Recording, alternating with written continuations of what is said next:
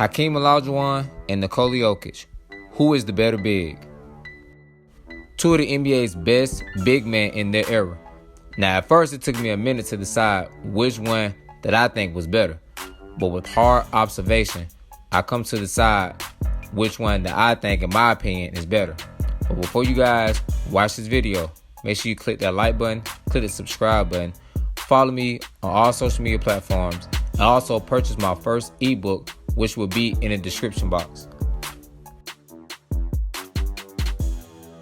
The first category we're going to talk about is scoring, and we're going to start off with Hakeem Olajuwon.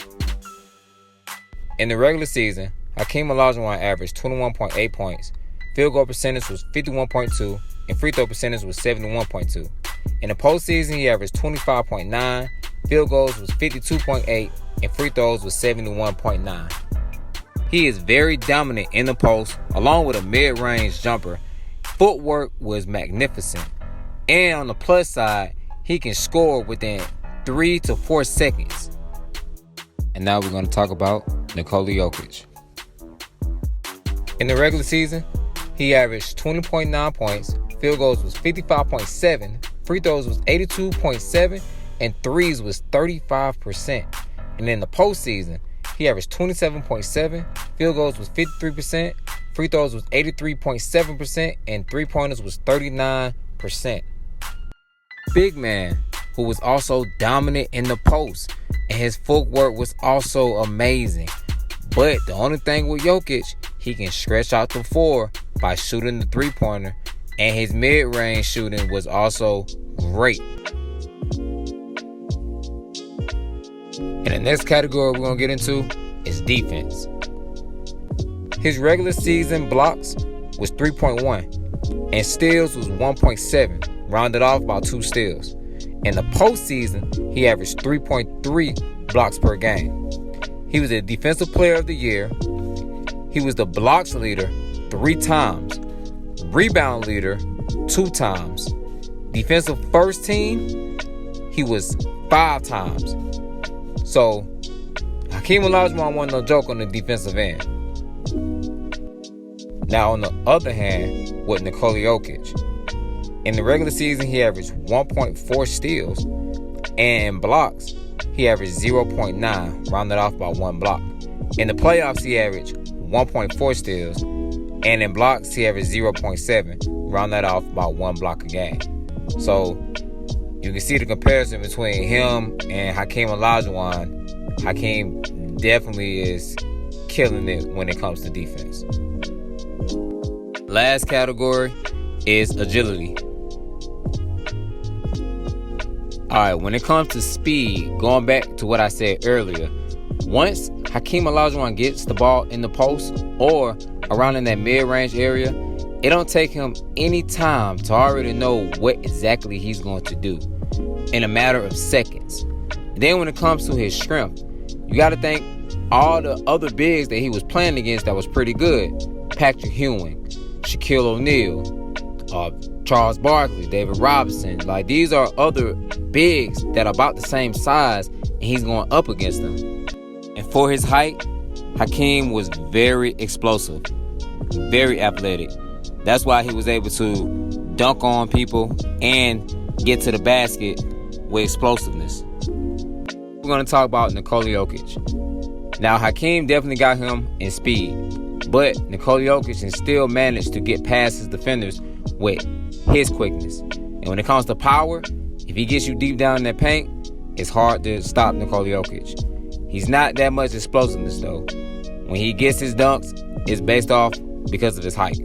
You're not about to see Nikola Jokic fly to the rim and get an offensive rebound dunk with any type of explosiveness. But it's cool because he plays to his talents, to his skill. Now it's time for my overall view. And the person that I'm picking is Nikola Jokic. Here's why I picked Nikola Jokic. First off, he has 148 triple-doubles and counting. Way more than Hakeem Olajuwon. Hakeem Olajuwon only had 15 triple-doubles in his NBA career. Nikola Jokic has 3 MVPs in the regular season, whereas Hakeem Olajuwon only had one MVP regular season. Nikola Jokic is bigger in size. He weighs 284 pounds. I think that's going to be a size matchup when he's going against Hakeem Olajuwon. Now, granted, Hakeem Olajuwon does play great defense. But again, if Nikola Jokic gets you deep down in the paint, it's going to be hard to really guard him, especially when he uses his pump fake, spin moves, half spins. You guys know what I'm getting at. He stretched the floor so he can move out to the perimeter and shoot a three. And if he can't shoot a three, guess what? He's an excellent passer. So he gets his teammates involved, which is why he's which is why he's averaging 20.9 points in the regular season. He gets his teammates involved. His three-point percentage is great in the regular season and the postseason. Hakeem doesn't shoot any threes. I think his percentage when shooting threes was only 20.2%. And he's not that far behind Olajuwon when it comes to All-Star, NBA champion, and first team. And he's only 29 years old. So Nikola Jokic has a long way to do magnificent things in the NBA. Not knocking off Hakeem, because Hakeem is one of the best post players. That's why I said that this was a difficult topic with me when it comes to these two players, because they play pretty much similar, especially when it comes to certain aspects as far as footwork, post moves, rebounding, and mid-range shooting. But when you look at the difference between the shooting, it will be easier for somebody same height as Hakeem Olajuwon to block his shot, because Hakeem Olajuwon just shoots straight up. But with Nikola Jokic, he puts it back to where it's hard to block his shot.